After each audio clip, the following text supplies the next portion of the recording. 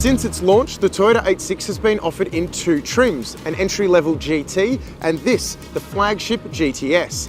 Priced from $29,990, the same price as a front-wheel drive Kia Proceed GT and Hyundai Veloster SR Turbo, the GTS starts at $35,990. Owners can opt in a 6-speed automatic transmission for $2,500 or go with the standard 6-speed manual, as we have right here.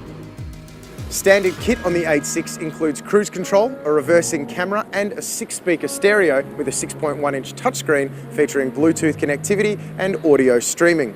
The top-spec GTS also adds satellite navigation, part leather heated seats, dual-zone climate control and a push-button start. Prettying up the outside are fog lights, HID headlights, these 17-inch alloy wheels, a rear spoiler and dual chrome exhausts. Regardless of trim, all 86 variants get a 3-year, 100,000 kilometre warranty, as well as cap price servicing for the first 3 years or 60,000 kilometres. Inside you get basic but clear climate controls, you get some faux carbon fibre touches, this frameless rear view mirror, and for the driver, a very cool white-faced central tacho. These seats are also pretty awesome. The central fabric section really does keep you and your passenger right where you need to be, rather than sliding all over the place like you find in full leather seats. Back here is, well, it's a little bit snug, but I'm 6 foot and I've still got some headroom. Obviously reserved for only 2 passengers, the back seats are probably best kept for storing bags and maybe for emergencies only.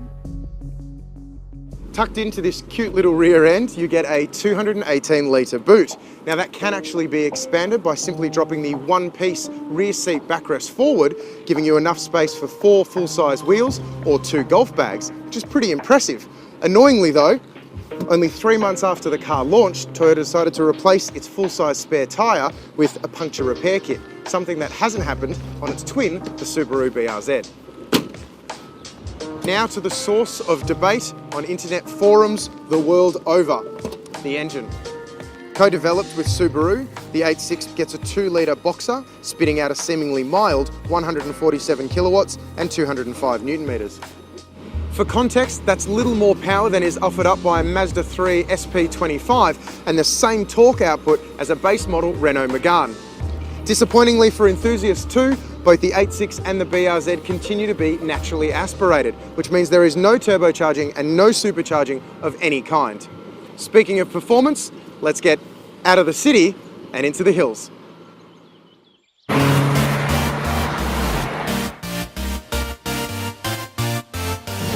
On the road, the 86 feels small and light, and well, that's because it is. It weighs a little over 1,200 kilos, but it measures in slightly shorter than a Nissan Pulsar hatch.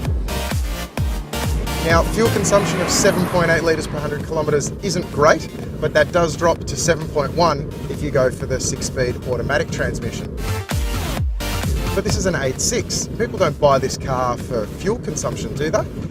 They buy an 86 because it's fun to drive, isn't it?